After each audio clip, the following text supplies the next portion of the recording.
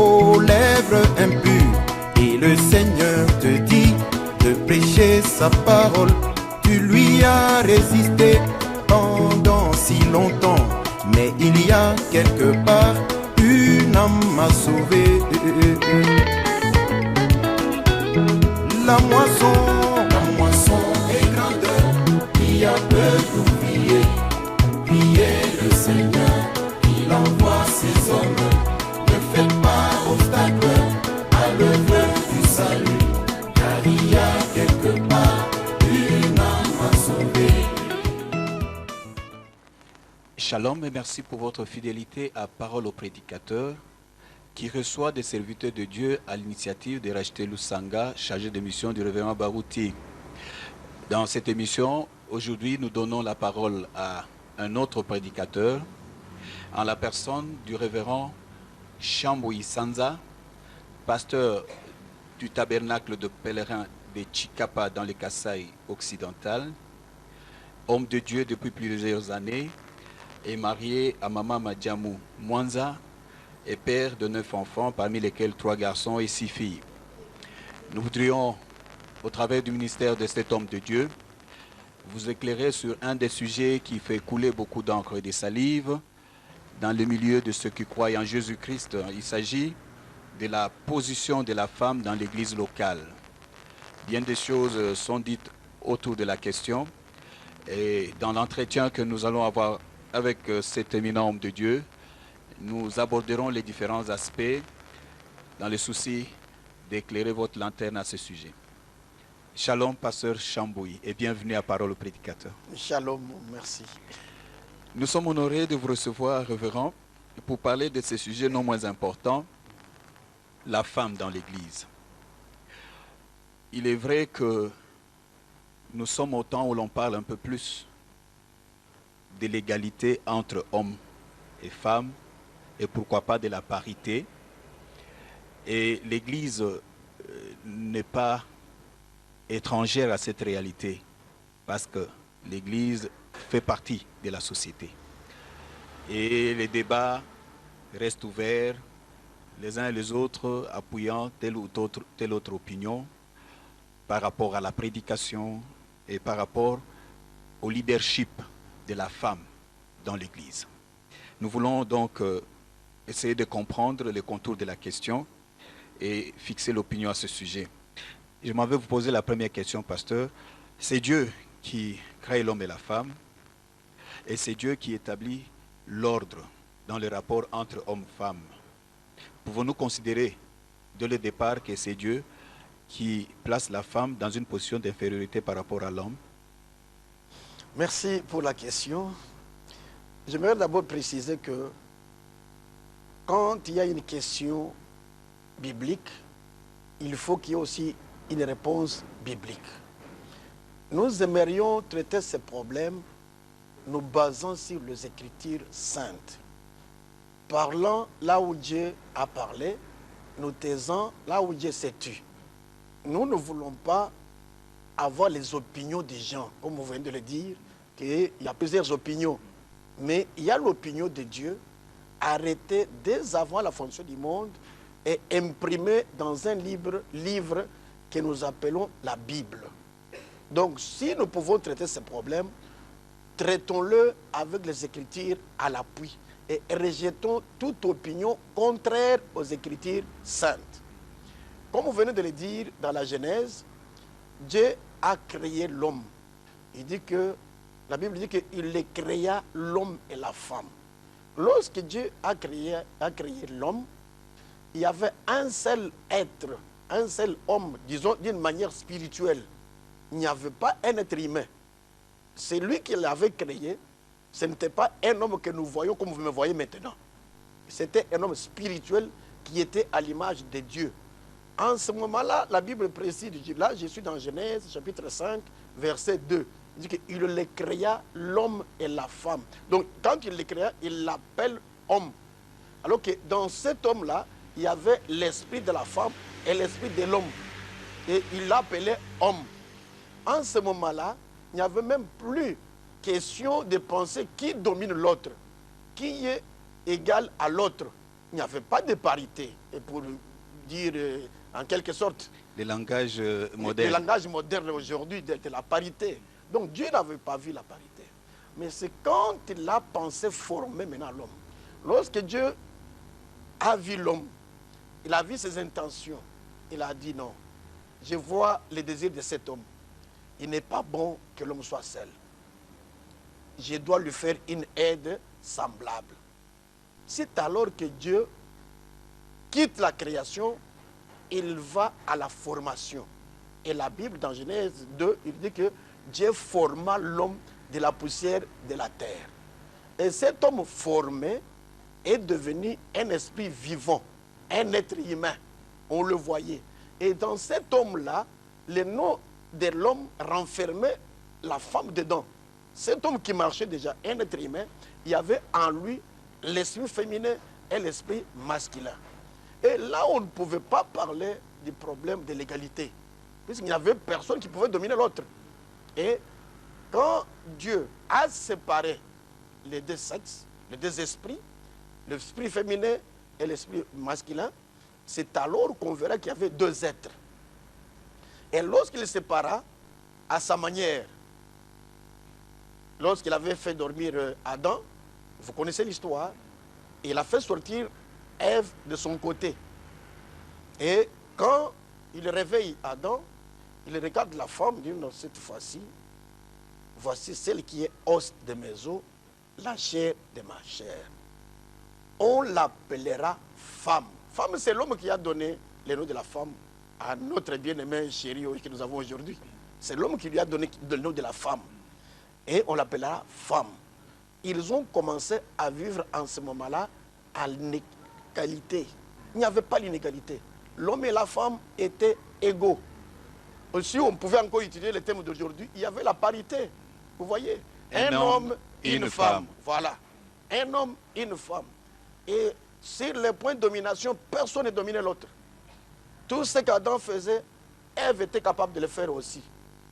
Ils ont évolué jusqu'au moment où notre chère bien-aimée Ève a commencé à se promener. Il a croisé Satan, et le serpent. Et le serpent lui a séduit. Vous connaissez l'histoire, ce n'est pas notre problème. Et donc, dès que la femme a rapporté l'histoire, le fruit à Adam, Adam en avait mangé. Et Dieu est descendu le soir encore pour chercher Adam. Adam, Adam, où es-tu? Il a dit non, non, je suis ici.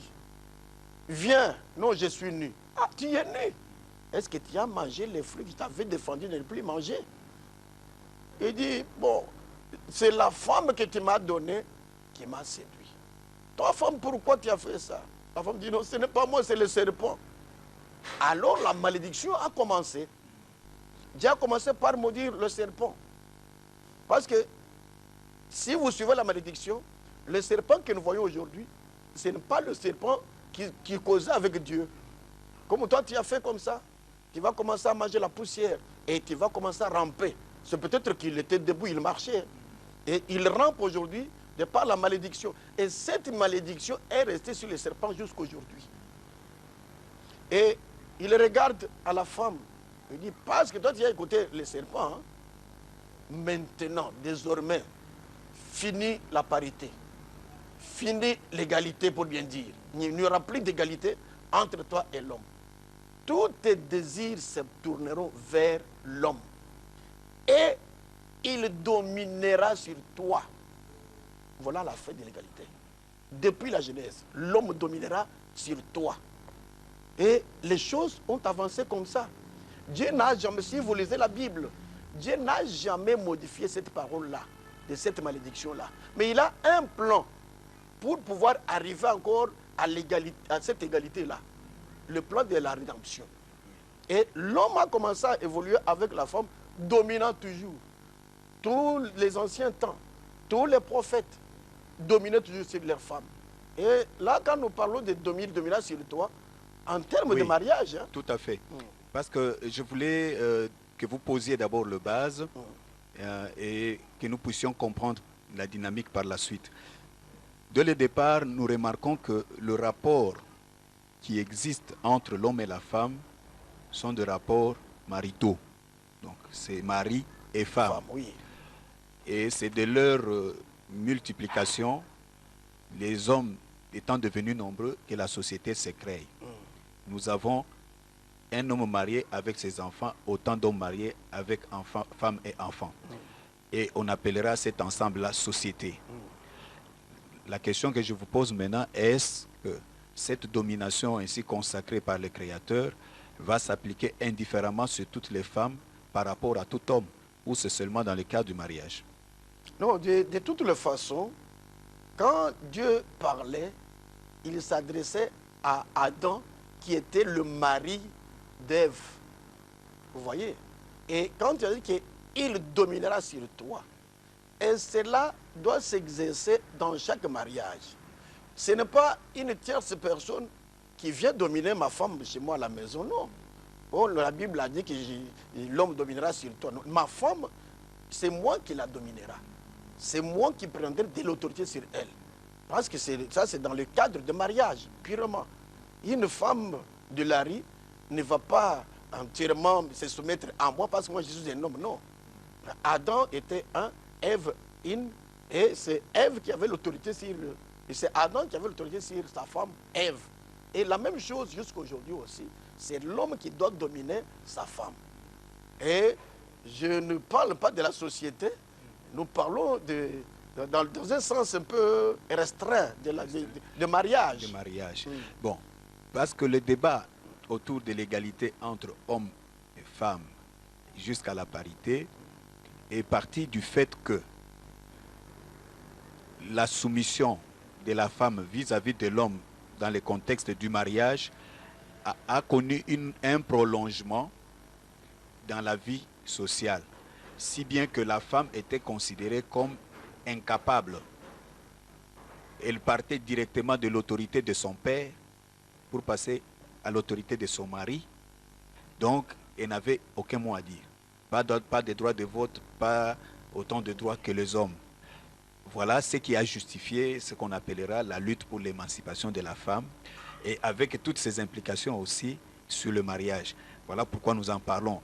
Est-ce une mauvaise chose qu'aujourd'hui, on ait cherché à réhabiliter la femme par rapport à son humanité en tant qu'être humain? Parce que la mauvaise compréhension de l'ordre divin a fait qu'on avait finalement soumis toutes les femmes. Et la dynamique de la lutte a voulu qu'aujourd'hui on reconnaisse que la femme peut avoir autant de droits que l'homme en dehors du mariage. Est-ce une mauvaise chose? C'est une très bonne question. Dans la Genèse, quand Dieu a dit à la femme que l'homme dominera sur toi, au cours des âges, les hommes ont mal exploité ça, jusqu'à faire des femmes de torchons. Une femme est restée toujours à la cuisine, il ne pouvait rien faire. Vous voyez? Donc c'était mal expliqué. La femme ne pouvait pas voter. C'est comme si elle n'avait pas le droit de vie. C'était mal exploité. Et arrivant encore aujourd'hui, quand on réhabilite la femme par l'émancipation et par la parité, les gens vont encore à l'extrême. Ils l'exploitent encore mal. Vous voyez? Mais quand Dieu a dit, l'homme dominera sur toi, et si on pouvait s'arrêter à ça, dans le thème du mariage, on ne pouvait même pas défendre à la femme de ne plus avoir la parole à dire, de ne plus voter, de ne plus faire n'importe quoi, pour que les hommes luttent. Maintenant, l'homme lutte à la place de Dieu, pour redonner à la femme sa place. Est-ce que dans la Genèse, vous pensez que Ève n'avait pas un mot à dire, à causer avec son mari, à s'échanger, à lui donner des conseils? C'était mal exploité par les hommes. Et c'est comme les hommes ont lutté, ont fait les efforts, les organismes internationaux ont fait les efforts pour donner à la femme sa place. C'est quelle place? La place que Dieu lui l'avait donnée dans la Genèse. Maintenant, ils vont à l'extrême. Ils le font maintenant égal à l'homme. Même dans le mariage. Même dans le mariage. Et vous savez que dans les pays occidentaux, vous ne pouvez pas même dire un mot dur à votre femme, hein, sinon on vous arrête. Hein? Nettoie les habits, demain toi aussi tu dois nettoyer aujourd'hui. Hein. Demain c'est toi, aujourd'hui je fais la vaisselle. C'est sur base de ce que nous appelons parité ou émancipation. Vous voyez, ils vont à l'extérieur. Or, Dieu avait dit que je dois faire à cet homme une aide semblable. La femme, c'était une aide à l'homme. C'est ce qu'elle doit être encore aujourd'hui. On ne peut pas dire que non, puisqu'il y a l'émancipation, la femme ne peut pas rester à la cuisine, ne peut pas aider, mais elle va aider l'homme en quoi? Vous voyez? Pour respecter ce que Dieu avait dit. Donc, ce que Paul affirme dans 2 Corinthiens, je crois, chapitre 11, l'homme est le chef de la femme. 1 Corinthiens, chapitre 11. Vous pouvez lire ça. La Bible nous dit, oui. 1 Corinthiens, chapitre 11. Donc, cette histoire a avancé jusque dans le Nouveau Testament. Et on nous montre l'ordre que Dieu a établi dans la famille. Oui. C'est chapitre 11, verset 3. Si vous lisez 1 Corinthiens, chapitre 11, verset 3, vous verrez comment Paul, par l'inspiration du Saint-Esprit, a mis l'ordre dans nos foyers. Donc, 1 Corinthiens, chapitre 11. Oui, 1 Corinthiens, si vous pouvez 11, lire rapidement. au chapitre 11, verset 3. Il est dit ceci, au chapitre 3, ou plutôt, je crois que c'est 2 Corinthiens. 1 Corinthiens. 1 Corinthiens, voilà. Je veux cependant que vous sachiez que Christ est le chef de tout homme, et que l'homme est le chef de la femme, et que Dieu est le chef de Christ. Il a dit que je veux que vous sachiez ça. Vous êtes en train d'aller en dérive. Vous devez le savoir que l'homme est le chef de la femme. Paul ne s'est pas arrêté là-bas. Quand il avance, dans 1 Éphésiens chapitre 5, versets 22 et 23, il dit que « Femmes, soyez soumises à vos maris. » Vous pouvez un peu lire ça, parce que c'est très clair. Il relie ça à ce que nous venons de lire dans 1 Corinthiens chapitre 11. Il dit 5, 22, 23. Femme, que chacune soit soumise à son mari comme au Seigneur, et que le mari, car le mari est le chef de la femme, comme Christ est le chef de l'Église qui est son corps et dont il est le sauveur. Voilà, il reprend pour rappeler à la femme que l'homme est votre chef. Vous ne devez pas aller à l'extrême. Vous devez lui être soumis. Là, le Saint-Esprit revient dans la Genèse. Il voit ce que Dieu avait dit à Ève après le péché. Il continue à soutenir ça. Et Paul vient, il dit que l'homme doit être toujours le chef de la femme. Et il rappelle à la femme, tu dois savoir que l'homme est un chef comme Christ est le chef de l'Église. Là-bas, on a utilisé tous les deux, la femme naturelle et la femme spirituelle. Il y a une femme naturelle qui est la femme ici, et à 2 mamelles, et une femme spirituelle qui est l'Église. On a dit que l'homme est le chef de la femme, cette femme-là qui met au monde que nous voyons. Comme Christ est le chef de l'Église, qui est aussi une femme spirituelle. Donc on a fait la part des choses. La femme naturelle et la femme spirituelle. La femme spirituelle a pour mari Christ. Et la femme naturelle a pour mari son mari, propre mari physique comme ça. Et c'est celui-là qui est son chef. C'est celui-là qui est son chef. C'est ce que la Bible déclare. Ah, vous venez donc de faire la part des choses. Toute femme est considérée comme être humain, un peu comme la lutte pour son émancipation l'a consacrée dans les limites de l'acceptable. Et l'ordre divin dans le mariage reste établi et ne peut donc pas souffrir d'aucun amendement parce que l'homme reste toujours le chef de sa femme. Mais seulement, quand nous en arrivons à l'Église, puisque c'est là le cadre de notre réflexion, bien d'opinions s'élèvent tirées des Saintes Écritures.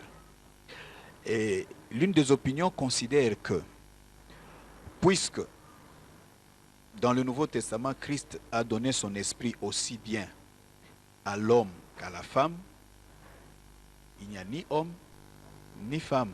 Dieu ne fait plus de différence, comme c'était le cas dans l'Ancien Testament. Je suis en train de citer Galates chapitre 3, verset 28.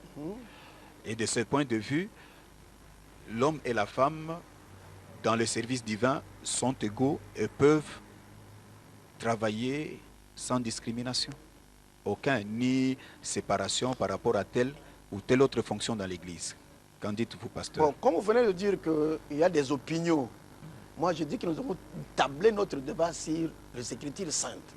Les opinions peuvent dire ça, mais que disent les Écritures saintes? Vous voyez? Donc, si les gens étaient restés dans le cadre de la parole de Dieu, les femmes ne feraient pas un effort pour récupérer leur place. Ou les hommes ne feraient pas un effort pour donner à la femme sa place. Si tous étaient dans le cadre de la parole de Dieu. Puisque la parole avait tout défini. Ève à sa place, Adam à sa place. Jusque-là, Ève ne pouvait pas encore faire un effort pour devenir égale à Adam. Vous représentez ça. Après avoir mis au monde autant d'enfants, il dit non, maintenant, je trouve que je dois devenir encore égal, gouverner comme j'ai gouverné avec Adam au début. Il ne pouvait pas faire cet effort-là. Si on est en train de faire les efforts, c'est parce qu'on ne veut pas se soumettre à la parole de Dieu. Bien que la parole a dit qu'il n'y a ni homme ni femme en Christ, c'est sur le plan spirituel. Mais les chrétiens que nous venons de lire dans Éphésiens, on s'adresse à quelle femme? Qui est en Christ, non? Femmes, soyez soumises à vos maris. C'est en Christ, ce sont les femmes qui sont en Christ. Ici, les lettres de Paul ne s'adressaient pas aux païens, c'était aux chrétiens. C'est-à-dire les femmes qui sont en Christ. Là, on dit qu'il n'y a ni homme ni femme. Mais ici, on dit que femmes, soyez soumises à vos maris. Et ici, il n'y a ni homme ni femme. Quelles sont ces femmes qui doivent être soumises à leur mari? Ce sont les femmes qui vont à la maturité, qui mettent au monde. Vous voyez? Maintenant, cette situation de ni homme ni femme se situe au niveau spirituel. Et quand nous abordons le niveau spirituel, ça va nous amener dans 1 Corinthiens chapitre 12. Là, si vous lisez le verset 4 jusqu'au verset 10, on vous dit qu'il y a un seul esprit et diversité des dons. À l'un, Dieu a donné les dons de faire ceci. À l'autre, il a donné les dons de faire cela. Mais au verset 11, là vous pouvez lire, au verset 11 du chapitre 12, écoutez ce que la Bible dit. Il est dit ceci: un seul et même esprit opère toutes ces choses, les distribuant à chacun en particulier comme il le veut. Un seul et même esprit distribue ces choses en particulier à chacun comme il le veut. C'est le Saint-Esprit qui distribue. Et ce même Saint-Esprit, si nous pouvons aller, souffrez qu'on lise un peu 1 Corinthiens chapitre 14 pour voir ce que le Saint-Esprit dit.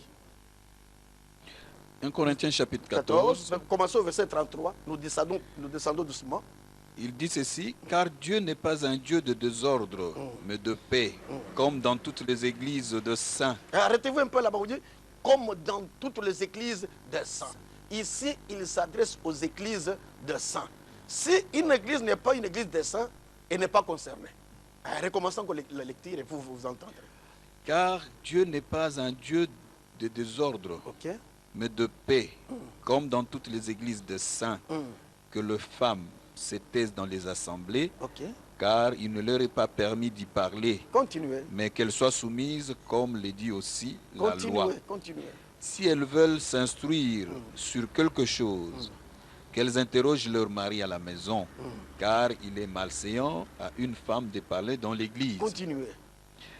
Est-ce de chez vous que la parole de Dieu est sortie? Vous qui laissez la femme parler. Ou est-ce à vous seul qu'elle est parvenue?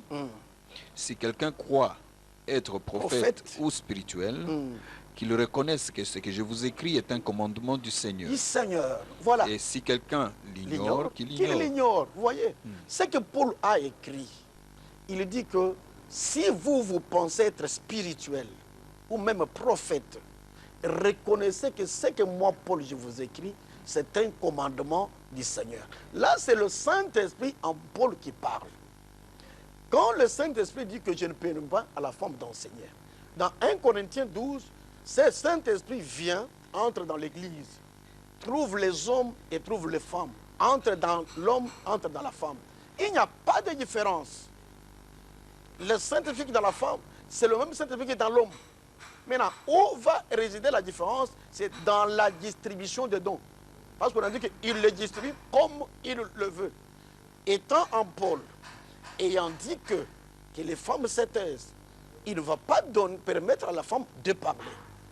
Il va donner à la femme les dons qu'elle peut avoir, hormis les dons de... Bon, avant d'arriver au don de prêcher la parole. Parce que si nous comprenons très bien ce que vous avez dit jusqu'ici, Oui.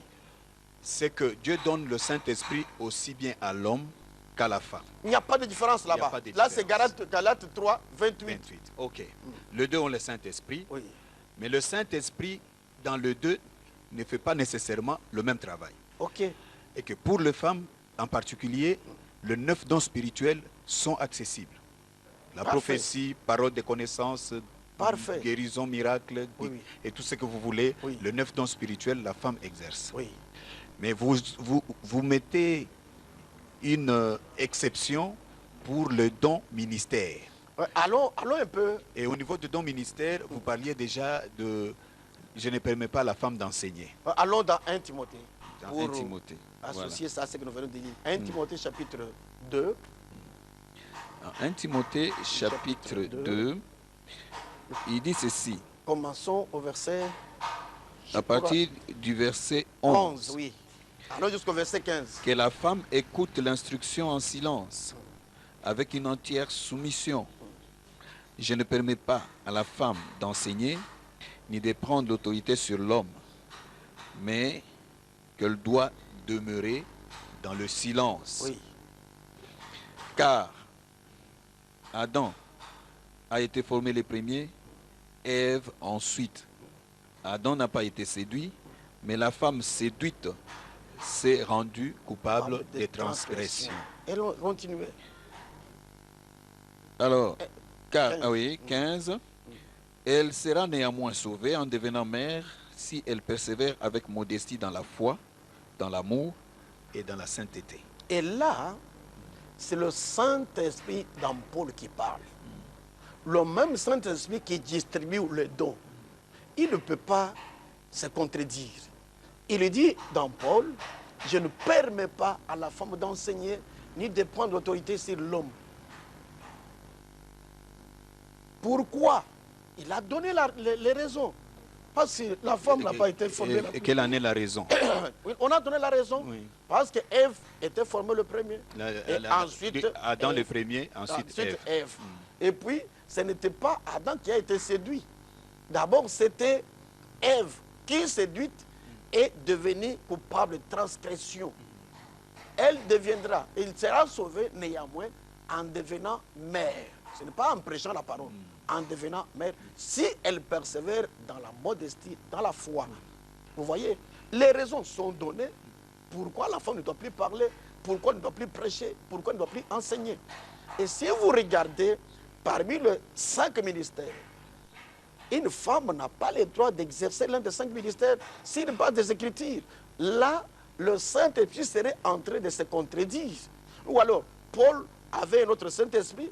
Nous, aujourd'hui, nous avons un autre Saint-Esprit. La parole de Dieu est immuable. Ce que Dieu a dit par Paul, cela demeure jusqu'aujourd'hui. Et d'aucuns disent que là, c'était seulement pour les Corinthiens. Oui. Et c'est Paul qui parlait seulement aux Corinthiens. Lisons 1 Corinthiens chapitre 1er pour voir à qui est-ce que Paul s'adressait. Et quand on a dit dans Éphésiens chapitre 5, 22 femmes soyez soumises à vos maris, ce n'était pas aux Corinthiens. Là, c'était les Éphésiens. Et si vous allez dans 1 Pierre chapitre 3, vous trouverez, la Bible répète que femmes soyez soumises à vos maris.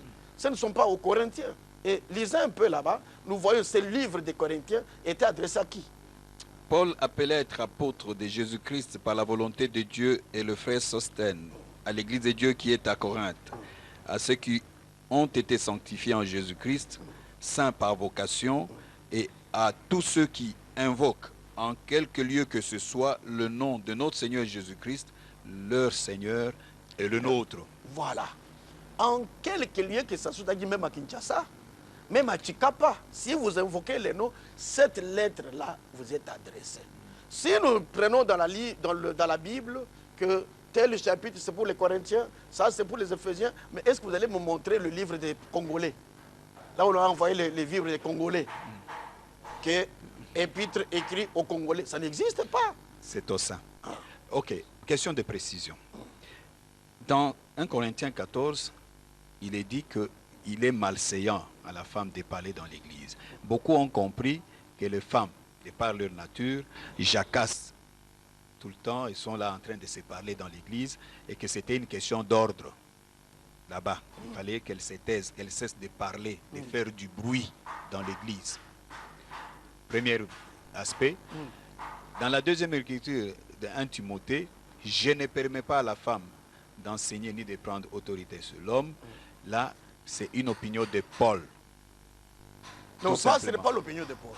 Ça, c'est la parole de Dieu qui est inspirée. Une opinion, c'est quelque chose que l'homme imagine. Parce qu'il utilise le « je ne permets pas à la femme ». Quand il utilise le « je », lisons un peu dans 1 Corinthiens chapitre 7. Vous allez voir comment Paul explique ça. Quand il dit « je », alors ça c'est Paul, 1 Corinthiens chapitre 7. Prenons les deux derniers versets, 48 et...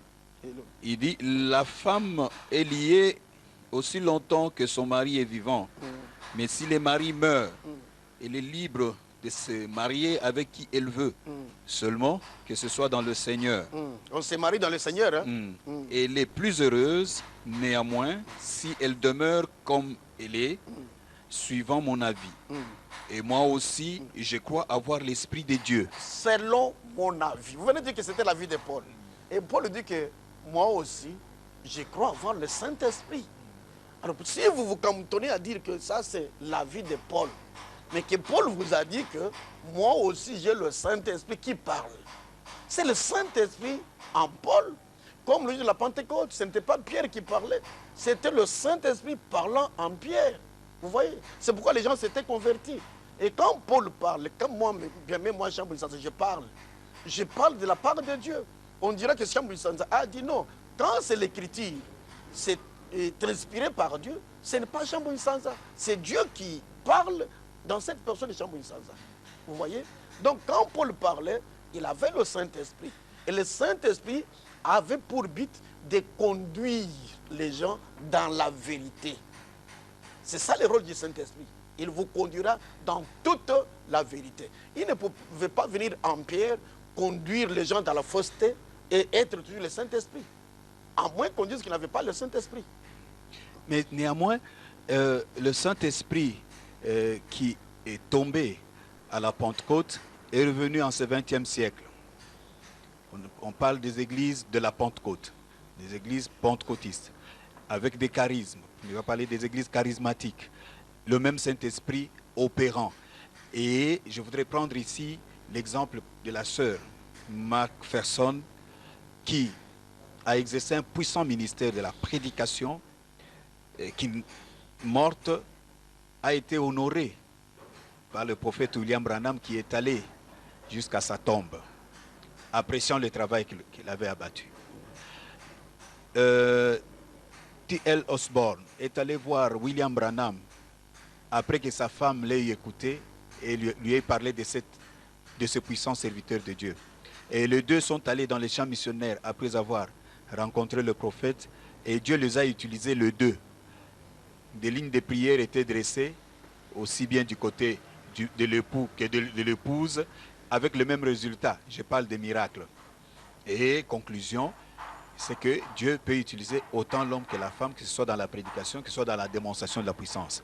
Et les Paul du XXe siècle, pour parler de Paul Yonggi-Cho, considère que les succès, parce qu'il a la plus grande église du monde, plus d'1 million de fidèles, et il explique que ce sont les femmes qui sont au centre de sa stratégie d'évangélisation, des cellules dirigées par des femmes, et voilà le résultat.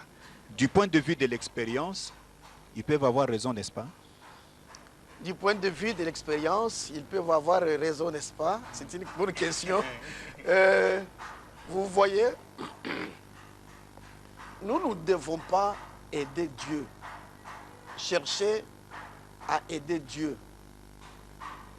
Dieu a tracé une ligne de conduite. Si une femme peut aujourd'hui faire des miracles, on n'en disconvient pas. Et si même William Branham est allé pour honorer cette femme qui était décédée, c'était une servante du Seigneur. Toutes les femmes qui prêchent aujourd'hui et les miracles, ce sont des servantes du Seigneur. Nous les respectons. Mais quand nous regardons la parole, qui leur défend de prêcher la parole et qu'elles prêchent, nous voyons la chose qui était arrivée à David dans 2 Rois. David avait compris qu'il fallait qu'on amène l'arche de l'Éternel dans la ville. C'était une bonne idée. Et qu'est-ce que nous devons faire? Cherchons un char pimpant, neuf, pour mettre le char de Dieu très haut. C'était une excellente idée. Et Uza, qu'est-ce qu'il avait fait de mal? Lorsque le char, l'arche se penche, Uza veut le redresser, il est mort. Et David s'est redressé, il dit, mais comment? Ils sont en train de rendre service à Dieu. Et qu'une personne meurt comme ça, je ne suis pas possible. Il l'a cherché dans les Écritures, il a compris, non. Réellement, nous sommes en train de rendre service à Dieu, mais c'est en dehors de sa volonté. La volonté de Dieu, c'est-à-dire la parole de Dieu, n'a pas dit qu'on devait transporter l'arche, le déplacer sur un char pimpant. Bien que l'idée était bonne et que le char était la meilleure chose qu'il fallait faire. Il faut chercher les Lévites. Ils doivent transporter l'arche sur leurs épaules. Et quand les chars transportaient l'arche, ils dansaient. Il y avait un grand réveil. Même David lui-même dansait. Peut-être qu'il y avait des prophéties aussi. Il se voyait dans la volonté de Dieu. Mais quand il y a eu un mort physique, il s'est arrêté. Non. Vérifions un peu ce que disent les Écritures. Et quand il a compris qu'il fallait les Lévites, il a fait venir les Lévites. Il leur a dit.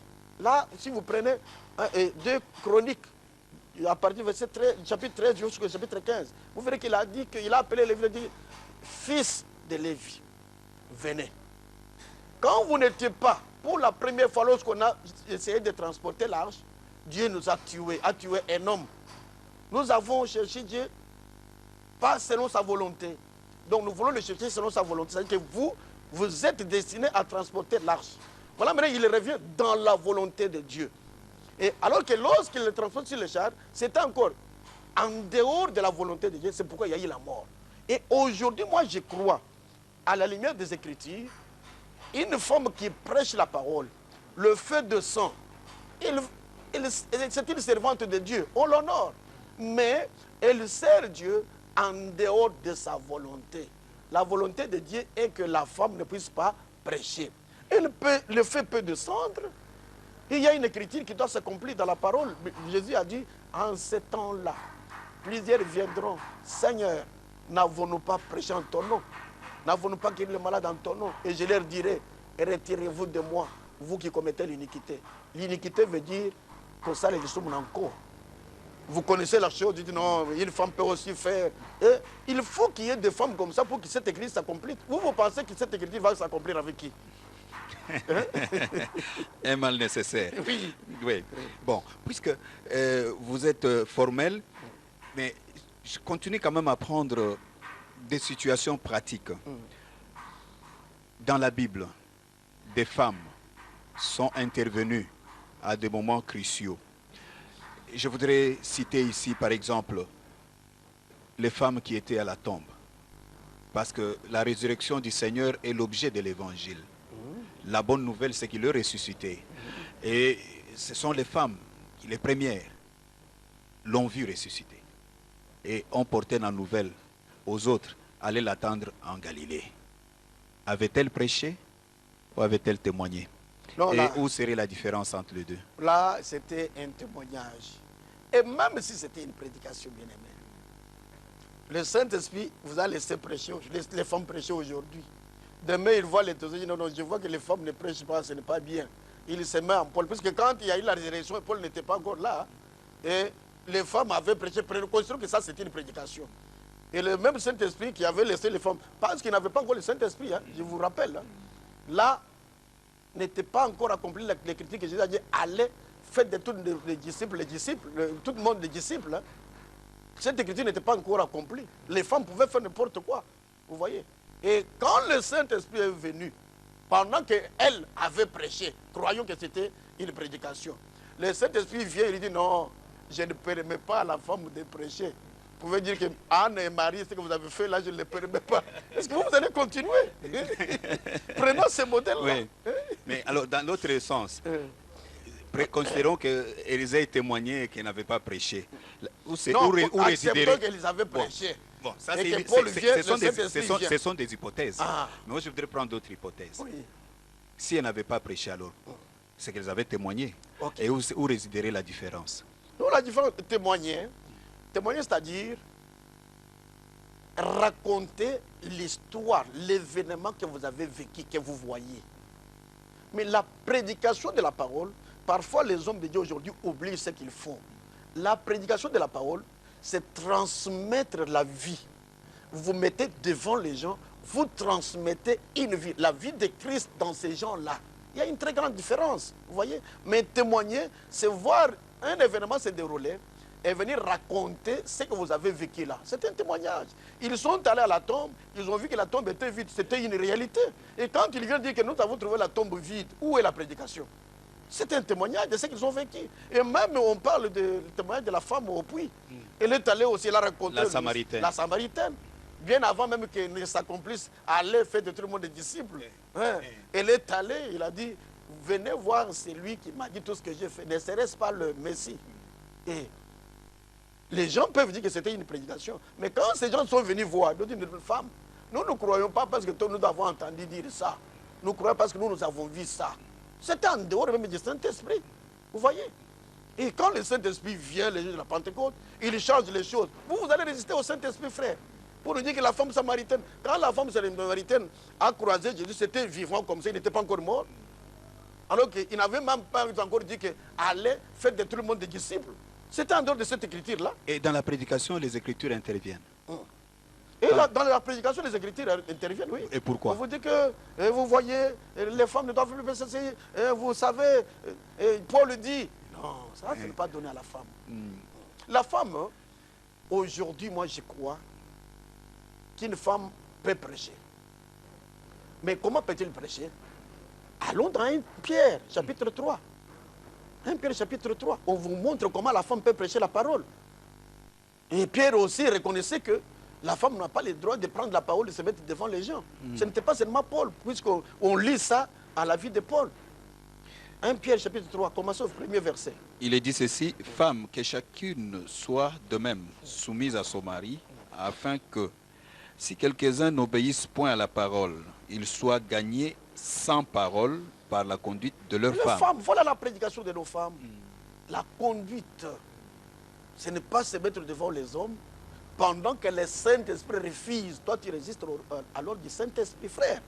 Ne minimisez pas les paroles de Paul. Paul était le prophète des nations, l'apôtre des nations. Et ce que Paul a écrit dans toutes ces lettres-là, c'était l'inspiration du Saint-Esprit. Il s'adressait aux saints. Et si vous pouvez prendre un autre exemple,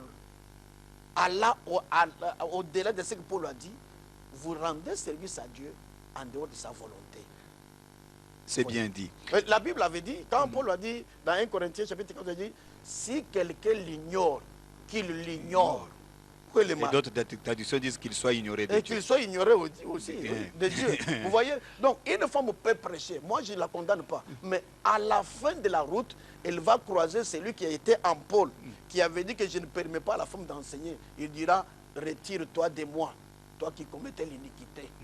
Cette écriture est pour ces gens-là.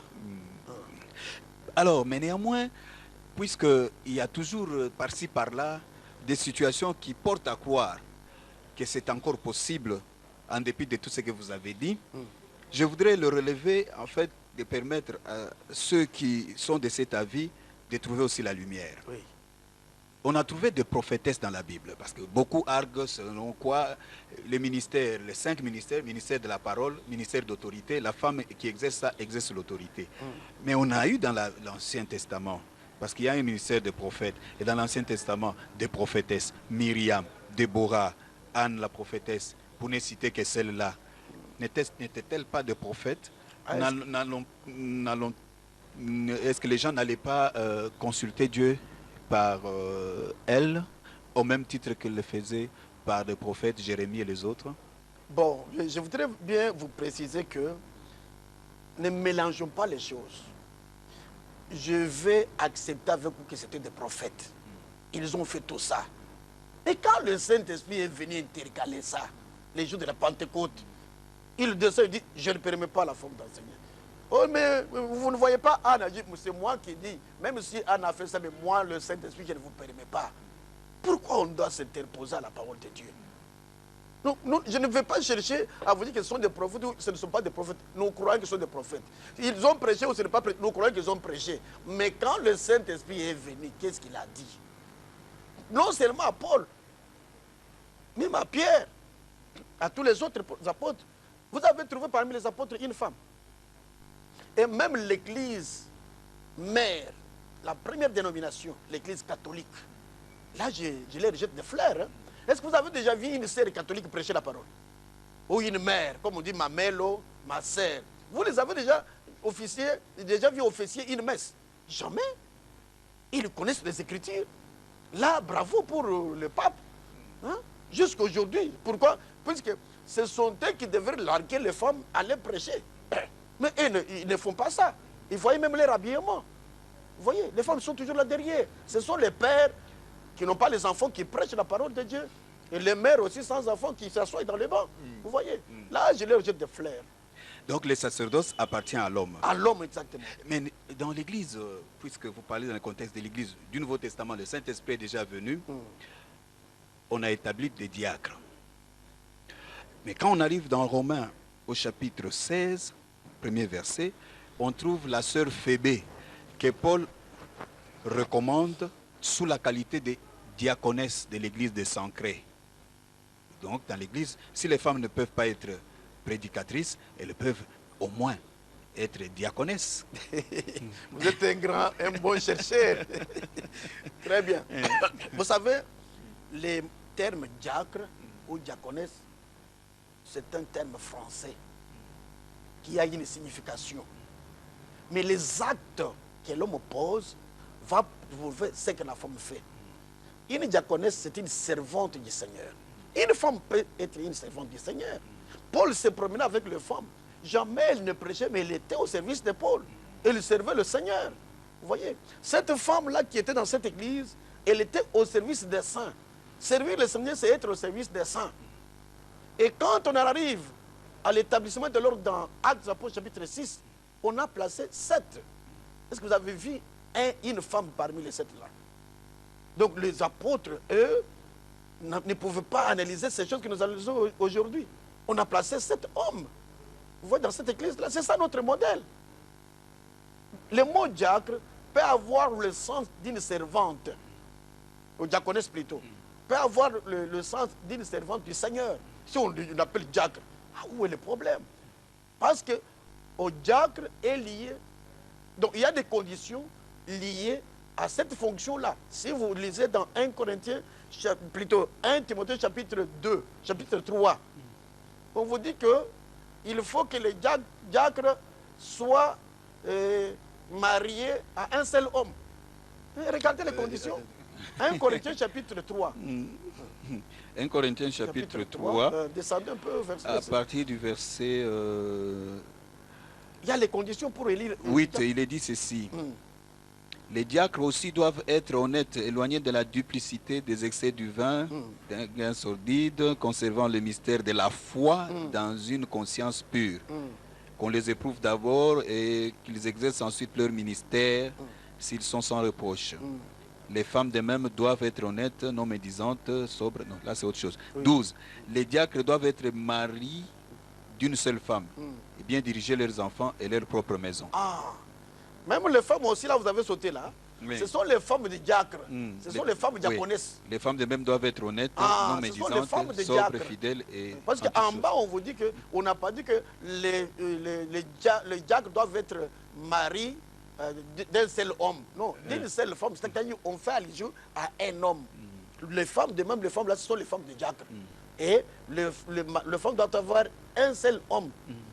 une seule femme, le diacre.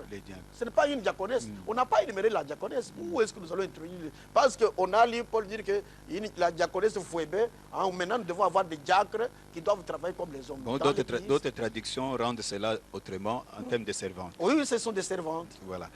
Alors, puisque vous avez levé cette époque, dans vos églises, vous du message, on retrouve ce que vous appelez les offices de l'église. Le pasteur associé, le diacre, mais aussi les administrateurs. Est-ce que, parce que là-bas, chez les administrateurs, il n'y a pas de prédication. Est-ce qu'on peut entrevoir qu'on ait une administratrice? Une administratrice, bon, de toutes les façons, les administrateurs, si nous vérifions la Bible, nous trouvons Judas qui était trésorier, et je n'ai pas vu l'office d'administrateur, mais ça c'est introduit par rapport à l'administration américaine, là où le message est venu, et l'État avait imposé au prophète, il faut qu'il y ait les gens qui dirigent votre église. Et les finances. Et les finances, qui dirigent vos finances. Il faut que ces gens-là soient là. Alors, par rapport à cette situation, il a placé les gens comme les administrateurs. Mais selon la révélation de l'âge, il n'a pas... Les administrateurs sont votés aux mêmes conditions que les diacres. Est-ce que le prophète a eu à placer une sœur administratrice? Je n'ai jamais vu ça. Hein. Bon, je ne sais pas s'il y a des églises où... Mais là où j'ai déjà lu, je n'ai pas vu une sœur administratrice de l'église. Non, je n'ai pas vu ça. Ok. Mais alors, puisque vous avez parlé de l'exercice de 9 dons spirituels, qui du reste ont de l'influence, hein?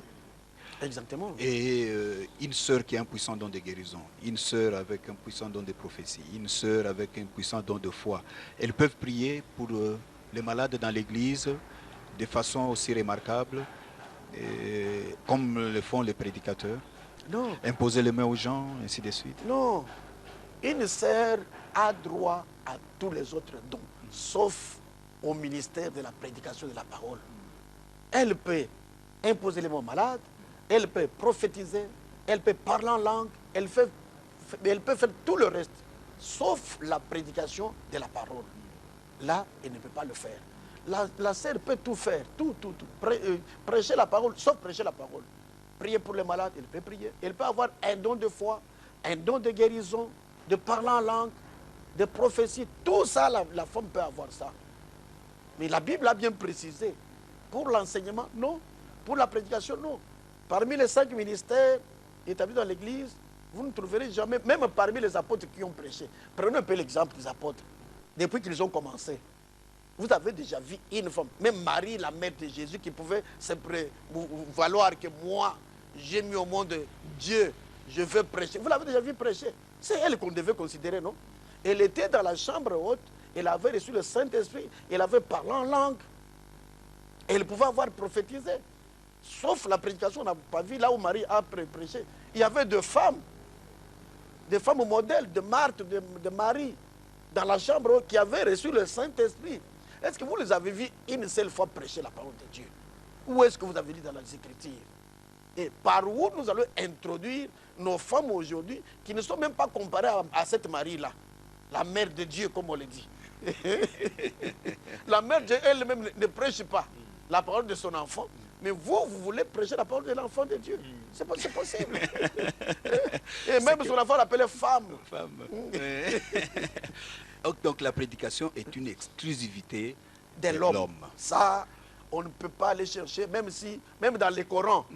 Même dans le Coran, ils reconnaissent ça. Hein. Ce n'est pas la Bible. Dans le Coran, vous voyez comment les femmes sont chez les musulmans. Ils respectent ça. Vous voyez, dans l'église catholique, je l'ai dit, dans l'église catholique, qu'on peut critiquer par-ci, par-là. Mais là, vous ne pouvez pas les toucher. Hein. Les femmes sont là, calmes, dans les coins. Oui, révérend, nous avons passé en revue bien des situations. Vous avez éclairé, au moyen des Écritures, ce que vous soutenez comme étant la vérité. Nous allons petit à petit maintenant conclure notre émission. Parce que j'ai parlé quelque part du leadership féminin dans l'Église. Je veux parler de la conduite de l'Église. Si elles ne peuvent pas prêcher, ne peuvent-elles pas être des dirigeantes dans l'Église, les femmes? Parce qu'à certains égards, Déborah, par exemple, est allée à la guerre, la prophétesse, alors que l'homme qui était censé le faire était hésitant. Et c'est par la main d'une femme que Dieu a donné la délivrance à Israël. Est-ce qu'on peut voir dans cette situation, elle ne prêche pas, mais elle dirige, ou elle exerce une fonction quelconque dans l'église, ou seulement ils doivent diriger les mamans? Même diriger les mamans, c'est trop fort. Voilà. Nous avons lu avec vous dans 1 Timothée chapitre 2. Paul est clair, ou plutôt écartons Paul, le Saint-Esprit est clair. Il a dit, je ne permets pas à la femme d'enseigner ni de prendre de l'autorité sur l'homme. Là, c'est n'importe quel homme. Là, ce n'est pas dans le mariage. Hein.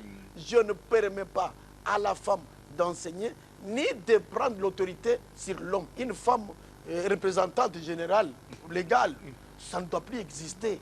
Ce n'est pas biblique. Ça, ce n'est pas une église des saints. Une femme, je ne sais pas si c'est pastante ou pasteuse, ça n'existe pas dans les affaires. Mais vous voyez les gens être derrière la femme. Maman, maman. Maman a dit maman. Quelle maman? Jésus a appelé sa maman femme. Toi, tu appelles une autre femme qui te domine à cause de l'argent. Et tu l'appelles toujours maman. Tu vas aller en enfer. Ce n'est pas la parole, papa. On ne peut pas trouver une femme qui domine les hommes. Ça n'existe pas. Où est-ce que la femme peut dominer les hommes si ce n'est pas dans l'église? C'est quand vous la mettrez devant vous. Je dis que elle est notre pasteuse. Elle va commencer à dominer sur vous. Et vous venez, il donne des ordres. C'est ce que la Bible ne fait pas. Et vous le faites à partir de quoi? Voilà. Alors, terminons par ceci. Des femmes ont fait un grand travail. Les fruits sont là. Des églises sont remplies. Des âmes sont amenées à Christ. Quel sera alors le sort de ces âmes-là? Ainsi, pasteur, vous aurez conclu l'émission. Non, je suis en train de rire parce que vous dites que les âmes sont amenées à Christ. Vous savez, quand on prêche la parole et que les gens viennent, vous dites que les âmes sont amenées à Christ. Qui vous dit que ces âmes sont amenées à Christ? Parce qu'une femme a prêché. Ils ont pris des décisions. Je reçois Christ comme Seigneur et Sauveur après la prédication du Il faut entrer à l'intérieur de cette personne-là. Vous voyez? Plusieurs sont appelés, peu élis. Vous voyez? Et les âmes, une femme peut aussi prêcher, les âmes croient, et Dieu les sauve. C'est un pont par lequel ces âmes-là devaient traverser pour arriver à Christ. Mais pour la femme qui prêche la parole, il y a une écriture qui l'attend. Retirez-vous de moi, vous qui commettez l'iniquité. Ça, on ne peut pas aller chercher ça dans une prophétie. C'est la Bible est claire. Les femmes ont fait beaucoup de choses, gloire au Seigneur pour ça. Mais ils sont Christ n'est pas moins prêché. Ils sont en train de rendre service à Dieu en dehors de sa volonté. Voilà un grand titre. Rendre service à Dieu en dehors de sa volonté. Si vous voulez aller au ciel, rendez service à Dieu selon sa volonté. Vous voyez? C'est pourquoi quand nous disons que pour aller dans l'enlèvement, il faut croire au message de Branham, les gens disent mais comment encore ça? Parce que nous pensons que le message de Branham, c'est l'interprétation correcte des Écritures par le Saint-Esprit. Toutes les Écritures alors, toute la Bible. Alors pour aller au ciel, vous devez croire à toute la Bible. Comment vous pouvez douter de ça? Merci révérend d'avoir bien voulu disposer de votre temps pour que par votre ministère, vous puissiez édifier le peuple de Dieu qui vous a suivi pendant les 60 minutes. Parlant de la position de la femme dans l'église locale. Bien des choses ont été dites. Nous croyons qu'avec toutes les écritures qui ont été lues, le peuple de Dieu sincère a reçu quelque chose et a été édifié. Exactement. En leur nom, je vous dis merci. Merci. Et espère vous retrouver, quand Dieu le voudra, dans un autre numéro. Merci. À vous qui nous avez suivis, fidèles des paroles au prédicateur, nous disons merci. Et remercions en votre nom, Paka Fede pour la prise de vue et Paul Kibour-Kibouti pour la réalisation et le mixage de cette émission. Nous n'oublierons pas Rachel Lusanga qui prend l'initiative de vous édifier au travers de cette émission. Et le Dieu de paix vous bénisse et nous donne l'opportunité de vous retrouver dans le tout prochain numéro. Au revoir.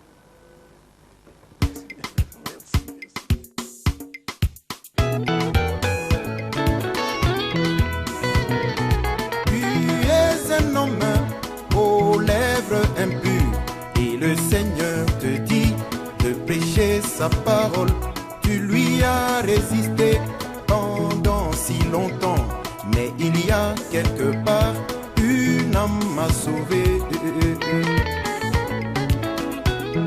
La moisson est grande, il y a peu d'ouvriers. Priez le Seigneur, il envoie ses hommes. Ne faites pas obstacle à l'œuvre du salut, car il y a quelque part une âme à sauver. La moisson est grande, il y a peu d'ouvriers. Priez le Seigneur, il envoie ses hommes. Ne faites pas obstacle à l'œuvre du salut, car il y a quelque part une âme à sauver.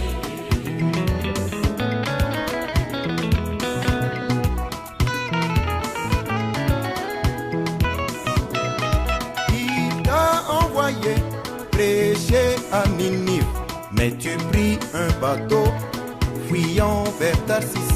Tu as eu des ennuis et 1000 difficultés, car il y a quelque part